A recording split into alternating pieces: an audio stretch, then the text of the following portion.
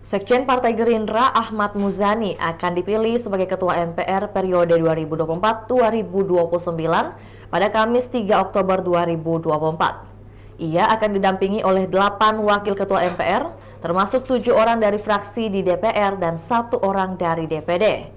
Muzani, seorang loyalis Prabowo Subianto, akan menjadi Ketua MPR saat Prabowo menjabat Presiden. Muzani lahir di Tegal pada 15 Juli 1968, berprofesi sebagai pengusaha dan politikus. Sejak remaja, ia terlibat dalam berbagai organisasi dan memiliki latar belakang pendidikan dalam ilmu komunikasi. Dalam karirnya, Muzani juga terlibat dalam bidang wartawan dan memiliki pengalaman politik sebelum bergabung dengan Gerindra.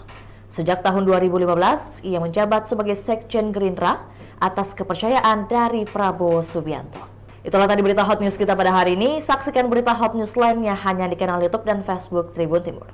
Download Tribun X sekarang, menghadirkan lokal menjadi Indonesia.